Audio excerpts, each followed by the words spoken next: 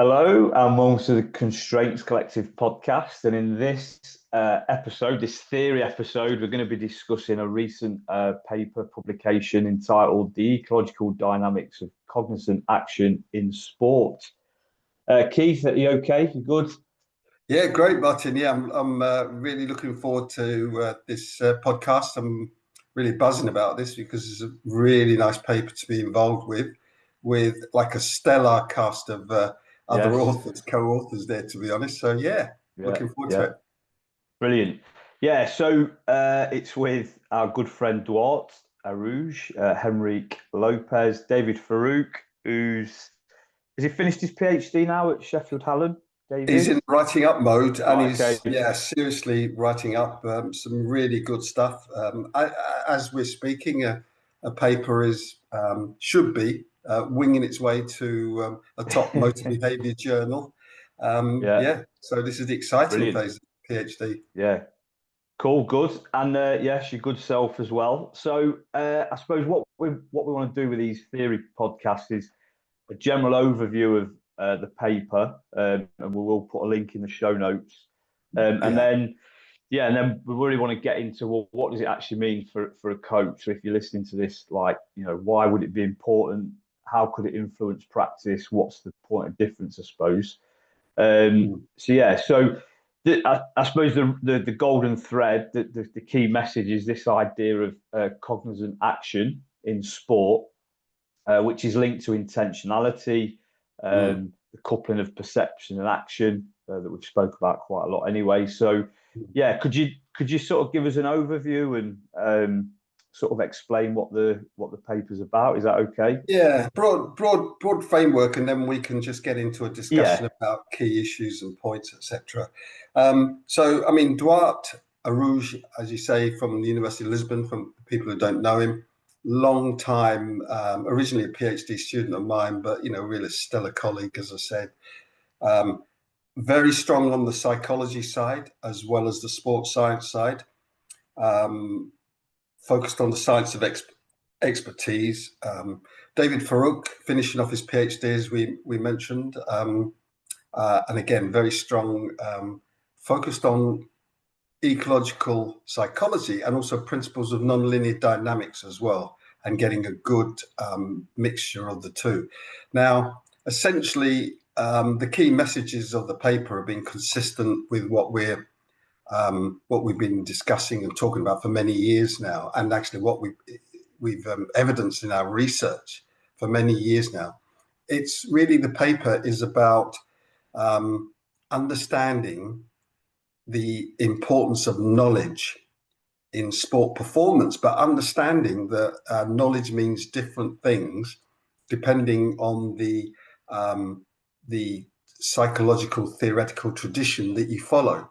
So, from a traditional cognitive science side, knowledge means information locked up internally, located somewhere in the mind, in programs or schema or representations that we develop over time as we gain more experience, as we gain more expertise, more familiarity with a particular context and situation. From an ecological perspective, which is the way that we've pursued it for many years now, including in this paper, this paper is like a bit of an update of it. Knowledge is based on perception. So James Gibson argued, how do you get to know the environment? Well, you get to know the environment by perceiving information, properties of the environment that are useful in supporting your transactions with the environment. And knowledge and information are conceptualized in different ways. Now, that's the theoretical key message of the paper. And obviously that is important for philosophers and scientists who are interested in that, particularly psychologists. But really, it'd be good to unpack in this podcast what that might mean for your coaching, your teaching, how you design and conceive learning environments. So that's something that we could get into. So that's a very broad overview yeah. of the paper. So, Keith, something that struck me. So there's a figure in it where you sort of explain skill and performance and this embedded notion of skill and Oh, performance yeah. and performance perception. Yeah. And on the one side, we've got retrospectivity. So we Yeah. talk about memory and experience. Yeah.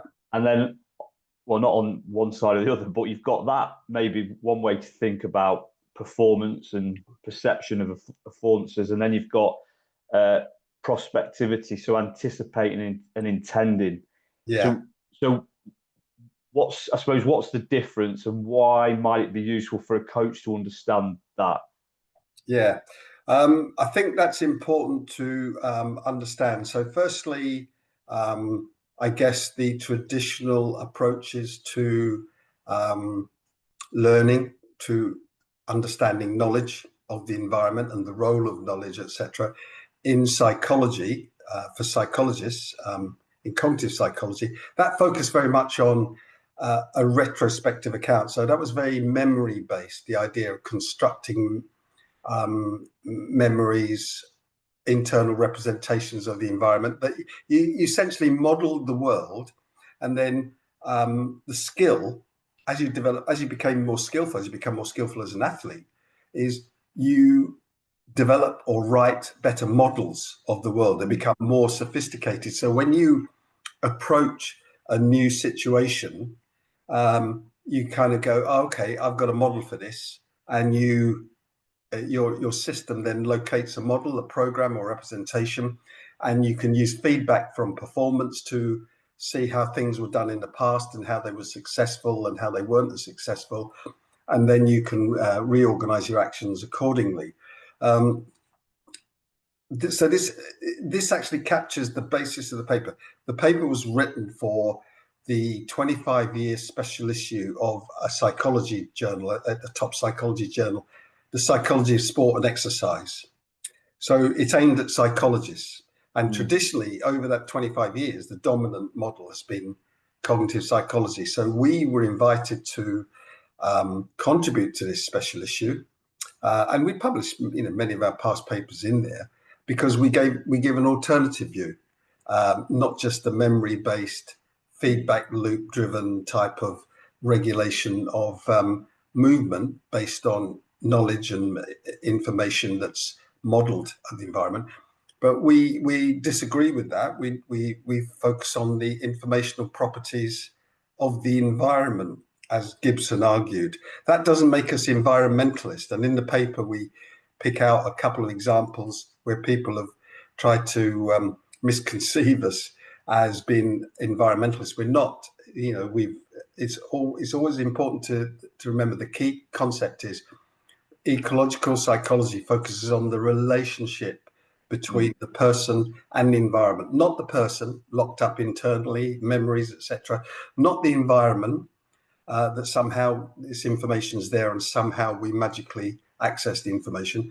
It's about the relationship between the two, what you bring to a learning situation and what the environment gives to you as a learner. And that has important messages for the way coaches design learning environments. Yeah, and I think it's worth mentioning, or maybe have a comment on it. And we're not, or sorry, the paper isn't suggesting that memory has no role to play, or it's just that if we're always basing, as you said, predicting future states based on internal models, that can be problematic. And I know there's a subsection on that within the paper. So rather, it's the coupling with the environmental dynamics, and therefore anticipation will emerge and future control will emerge out of that relationship. Yeah, that's right. And that's a really good point, Martin. And that's why that figure that you talked about, so for people who are reading the paper or going to read the paper, the retrospectivity and the prospectivity are important. So you can look both ways.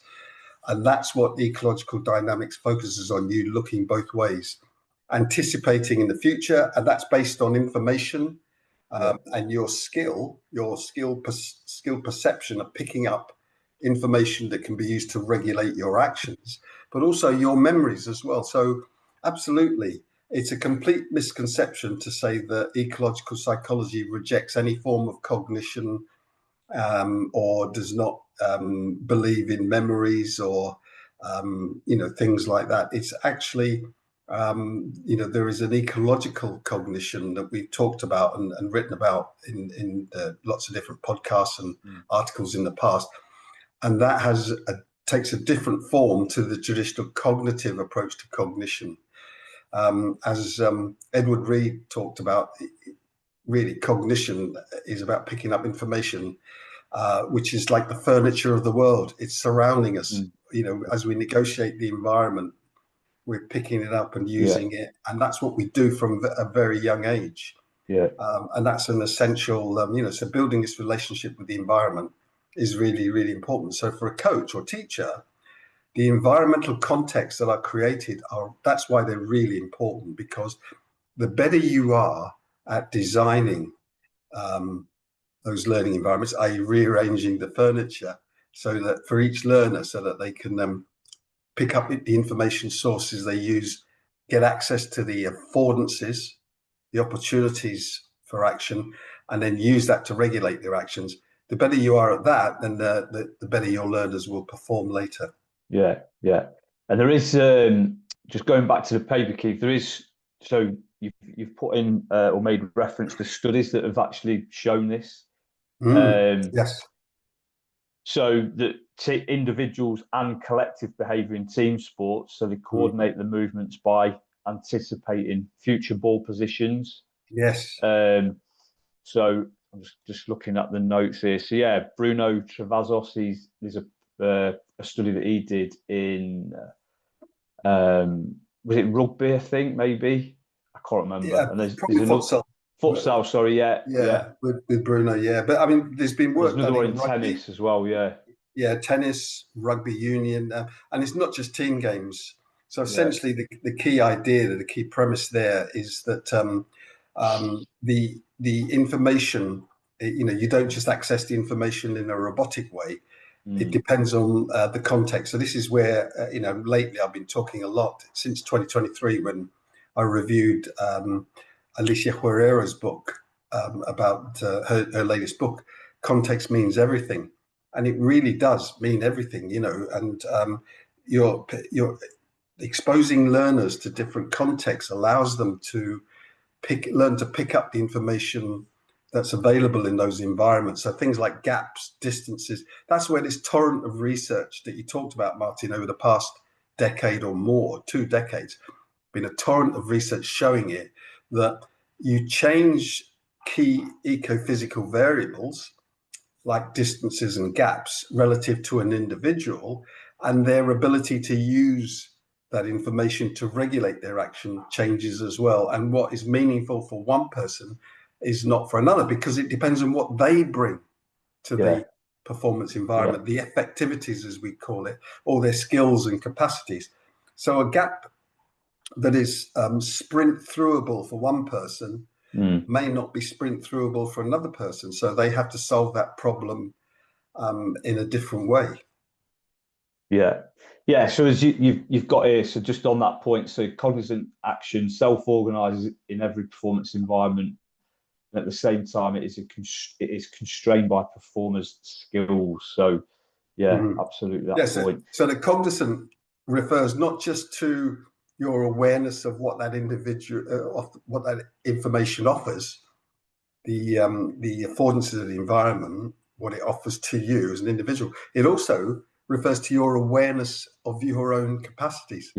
And that's quite, to be attuned to that, you have to be very sensitive. Not just, am I fast or not? Well, it's all relative. Am I fast, enough for this particular gap? But, maybe not that gap, that size gap. I'm not fast enough to get through. So I have to find another way of hurting the opposition in a particular situation. It's all relative to your location on the field. There might be an overarching source of information, might be the score of the game and where you are, the risk that's involved in, if I try to go through that gap with the ball and I lose the ball, is that a really bad thing, or can we tolerate that as in this situation? Is it a risk worth taking? And of course, it depends on your immediate opponent. And the research has shown all of this Yeah. in great detail. Well, I was just thinking there that the Lions game on the weekend. I remember I was watching Henry Pollock, the younger English lad, and the picture was changing all the time. So when they go into a ruck and then go again, so more in the middle areas of the field, but the picture's changing. So you might have a prop forward in front of you 1 minute, and then it might be a back rower. So the picture's different, therefore the opportunity is different because the prop forward Yes. might have thought, well, actually, I'm gonna have a go and try and get on his Yes. on his outside shoulder, whereas the back rower is probably going to be a bit more agile and quicker, Yes. just because of body composition. So, I mean, that's a very obvious point, but yeah. So, and maybe that is a trait of these more skillful players, picking up on these nuances from That's it. moment to moment. Yeah, and coaches, Yeah. coaches have got to respond to that. Coaches have got to be agile enough in their thinking to keep up with that trend. Funny enough, I was reading a piece about the British Lions tour. So this is the rugby union tour of Australia at the moment, the British and Irish Lions, for those who are not familiar with it. And I think it was Henry Pollock who was making the point in an article that he feels that a lot of back rowers, their body composition is changing. They are becoming faster, more agile, but with the dynamic power that's needed for that particular role as well. So their capacities are changing. They're becoming more of an all-rounder. They're able to carry a threat with running with the ball at speed. And they just rely on brute strength to create opportunities for the faster members of the team. They can offer a threat of their own. I don't know if you what your thoughts are on that, Martin. Yeah, well, it's the same like in rugby league now. It's with some recent rule changes, like the 6 again rule, which essentially, if you give a penalty away in certain areas, the game won't stop. And so normally the game would stop, and you get the option to kick at goal or kick to touch or just tap and go. You'll just get 6 again. So the ref will, there's a hooter goes off in the stadium, and that'll indicate a 6 again. And just that one rule has influenced like body composition, because you can't. So typically, you might get a prop forward that would play, I don't know, 15 minutes, and then they'll come off, and then they'll start the second half 50 minutes. So the bigger, and their role would be to physically dominate, but you can't. You're not afforded that anymore, because you carry somebody like that, it can really have an impact on the substitutions. It can, over time, it can influence the team. So the back end of the game, last 20 minutes, you might be really struggling. So there's a thing. They have a thing now in rugby league called the 14th man, which is a real utility player for exactly that reason. So, it has a huge influence on the way people think about how to play the game. And the other one as well is with the 6 again, from a skill perspective, what that opportunity affords. That 6 again call. So yeah, absolutely. It's so that's probably a good segue then, Keith. So if there's a coach, an individual team sport coach, or a team sport coach, sorry, individual sport coach or a team sport coach listening and thinking, well, how's this relevant for me? Like, what would be some takeaways for a coach based on this theoretical position?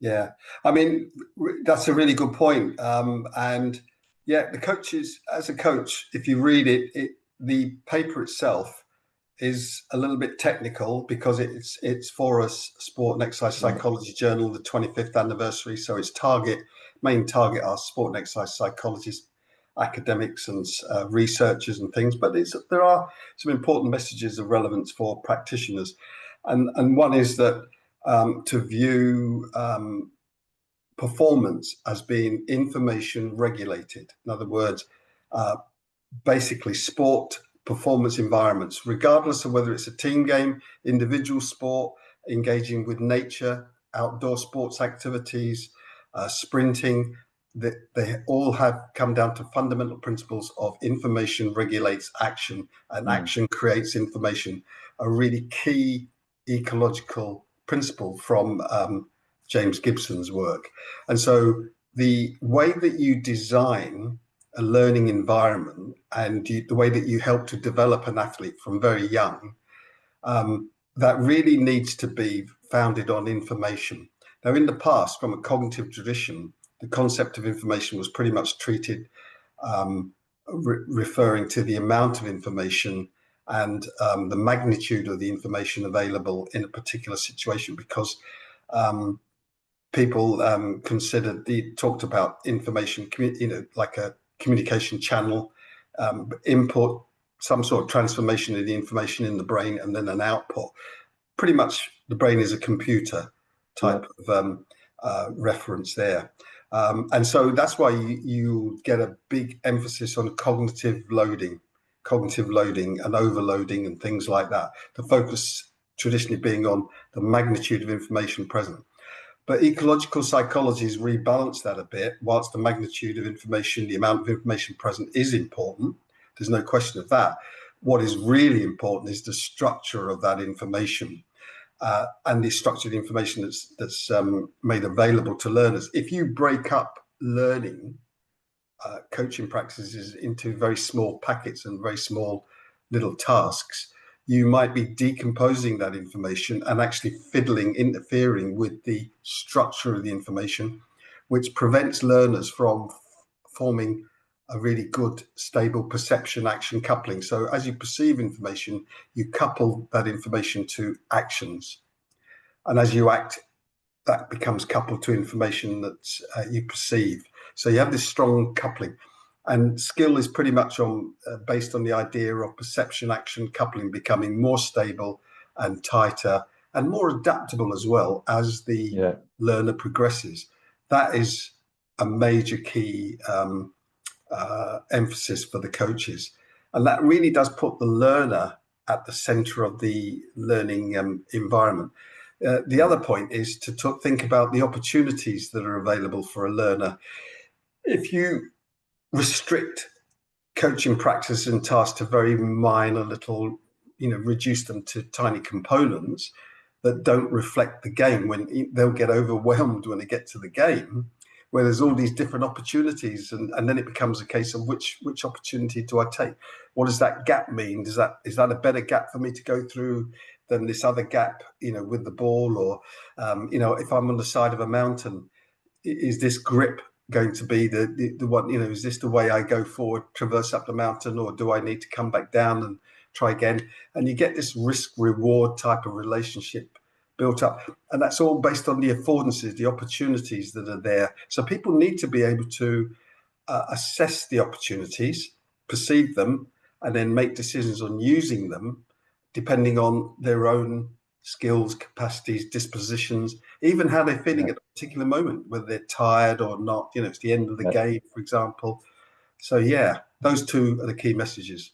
Yeah, sure. So one of the points in the paper, you talk about intentionality. So it's even the start points. If you're planning a session as a coach, like what is the intention of the session? Yes. And maybe what initial information might you give the athletes, the players, the children, whoever it might be, to guide their behavior in that session. So and you can play around with that. So it could be not over prescribed, but you could give quite a lot of information, and you might be, so if it's if it's quite a novice group, say a group of school kids just learning to play football or whatever it might be, you might give them a little bit more just to guide their attention to certain places. Information, and just to clarify, information could be opposition players, pitch markings, whatever it might be. Numbers involved. And of course the big information is the intention, their intention. So for example, all games and activities have to have a purpose. It isn't just, I'll just keep possession of the ball. That purpose might be too broad. It might be okay to start with, to begin with, but very quickly you've got to move on to keep possession of the ball, but you've got to move forward, or keep possession of the ball, and you've got to find where the gaps are, and that might be a sort of open-ended question, but it's sometimes better to have these open-ended questions, particularly with more skilled players, because they then are challenged to find different ways of achieving a particular open-ended task goal. As you say, Yeah. with the younger players, the less experienced players, it's okay to bring things down a bit to control the information that's present, but still have choices. So there may Yeah. be, maybe a two-way choice, go to the left or to the right, depending on where the biggest gap is for you. And But not telling them how to solve that problem. I was just going to say that. So two things that spring to mind. So just thinking about Danny Newcombe's environment design builder. Mm, I can't remember what it's called, but anyway, so things within there I think are really important. So your point there. So we don't want to be in that practice solving the problems for at whatever level. Really, yes. it Yeah. might be a strategy at times if people are really struggling, certain younger ages. So can we set the practice up to uh, provide the athletes, the players, opportunities to explore that problem that they're trying to solve? Mm, And that's a really good way to think about it, I think. So, yeah. not you commentating and giving minute or second to second instruction about what to do. I don't think that's particularly helpful. Mm, Um, so yeah, can you? So the emphasis is really in the design, how you're designing that practice to afford these opportunities. Um, absolutely. Really But key, then and that could be to explore and work yeah, out, and that can exactly. be something really simple. It's like, can you create a 2-on-1 or Yes. Yes. pass and Overload. go? Yeah, Yeah. yeah, yeah, The yeah, importance of an overload in a team game situation. yeah, I mean, at the time of speaking, the Wimbledon men's, the yeah. gentlemen's championship cup final. Great game. Yeah, it was an Yeah. interesting. There was I wouldn't say it's a shock result, but Alcaraz he didn't get the hat trick that some people thought he was going to get over Sinner. And Sinner beat him. And in the end, the end of it didn't go to five sets. And that was a bit of a surprise, the smoothness of it and Sinner's dominance. But and at the end, Alcaraz was very honest. Honest assessment was he started to struggle in the fourth set. And to quote him, if this quote is correct, and I've read it in lots of different sources, I didn't know what to do. So this is an elite player Yeah. saying that the problems that Sinner posed for him. So don't forget, with all the analytics that goes on beforehand, and they work out a particular plan, a performance plan, how they're going to approach this game.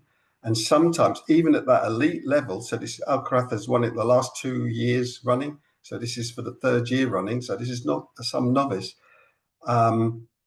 Basically, Sinner was so dominant that Alcaraz couldn't find a way. But you can bet your bottom dollar that he and his performance team will regroup and they will work out what happened, and they will work out a solution to it. And so it's a kind of an evolutionary arms race, as it were. Mm. Sinner will then have to find another way to cause Alcaraz problem. So yeah, you're right. This is not just coaching at the less experienced level, the less skilled level, about posing problems for people to solve. Even at that elite level, people that are quite, even though he's only 22 years of age, Alcaraz, but he's won so many Grand Slams already.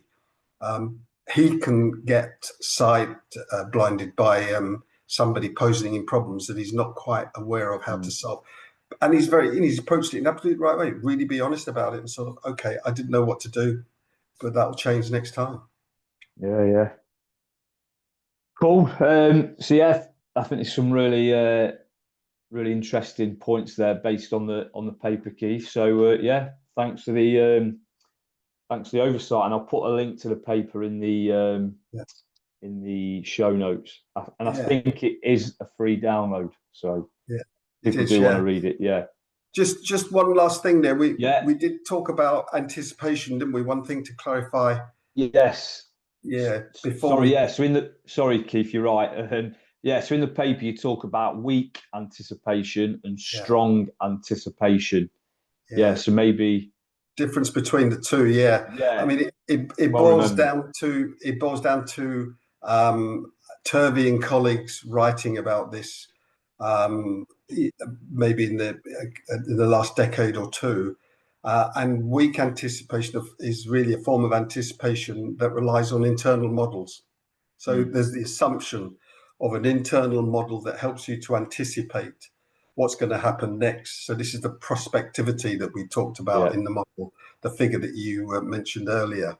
Whereas strong anticipation is, and developing strong anticipation is your ability to use your energy to solve problems based on what the information and the affordances are telling you may happen next, what opportunities may arise or not next. That's strong. So that's really based on the information that's present, the properties of the environment. That's why it's strong, and it's not relying on the assumption of an internal model that you build of the environment. So that's the difference between the two.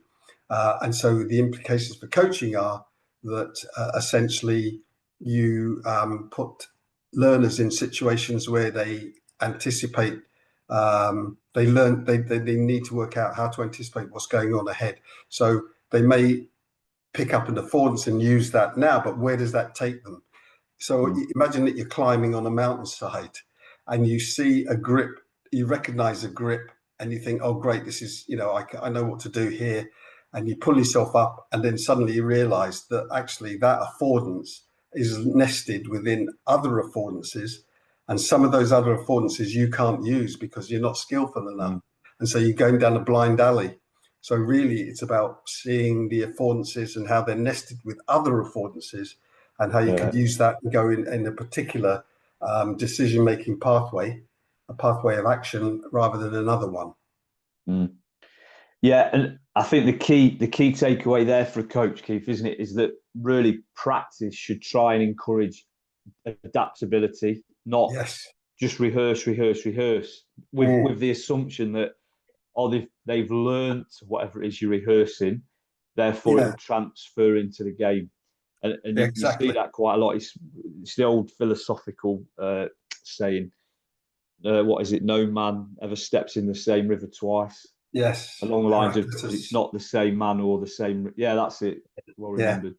And that's a good way to think about it. So, just because a group of athletes or an individual they might look like they've really sort of developed a stability in something, it doesn't necessarily mean it will transfer into the game. So therefore practice should be continuously encouraging adaptability around these different task goals in the game or the competition, whatever it might be. And that's why I like the notion of skill adaptation rather than talking about skill acquisition, as if the main aim is for you to acquire a movement pattern and then rehearse that and internalize that, and that is the basis of skill. It isn't really. It's about your relationship with the environment and making that more and more functional.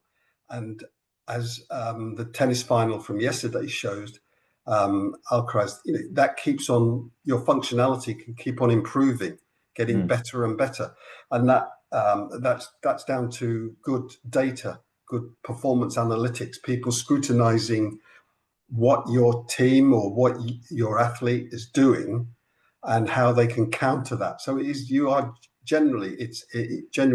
an evolutionary type of approach where you need to keep evolving as an athlete, a performer, and as a coach, you need to help them to keep evolving and adapting. And it doesn't mean massive jumps and leaps. You're talking about fine tuning, your positioning, maybe your orientation in space. And you gave a lovely example at the beginning there about how people's roles can change. And someone who has all the anthropometrics, the morphology to fit a particular role in a sport, suddenly the tactical, the strategical kind of preferences change. And, you could be out of a role because someone who's got slightly different variation in skills, capacities, etc., and they're more suited to what's going on. And a great example is take a look at the role of the goalkeeper in professional football. It used to be the goalkeepers Their job was to be a shot stopper. That's what that's what they used to be called in England, shot stoppers. Get the ball and then clear it up the field as far as you can away from danger. But now goalkeepers are rated highly on their ability to act as to provide an overload. We talked about overloads in certain areas, and the goalkeeper, you see them come right out to the halfway line to support an attack, to provide an extra person in attack and then to play the ball. And an interesting stat I read is that when over the last decade, if you look at goalkeepers' passing length, that has shortened considerably. They make far more short passes now, and they used to make long passes. So that era of the goalkeeper just kicking the ball right up is gone. But I notice also that goalkeepers are involved in keeping possession, drawing opposition out, gradually, and then suddenly creating a transition. But more and more goalkeepers are now bringing in the longer pass to suddenly go long when the opposition have been drawn out. Yeah, well, just on the goalkeeper, I use a video. You'll know the year. Is it 91 or 92 where the back pass rule, or you can't? The 91, I think, was it? 91, yeah. It's an old match of the day, and it's absolute carnage. So you've got keepers it's just absolute carnage. So it probably really there'd be different time points throughout the years, but that was a real big shift, and then clearly because of a rule change, and then the trends of ways of playing, relationalism or even positionalism is really influenced. Spot on. Spot on. Yeah, fascinating. Good. Yeah. All right, Keith. Yeah, great. All right, Martin. No, thanks for your insights. No problem. It should be hopefully people find it useful. So cheers. Thank you. Great discussion.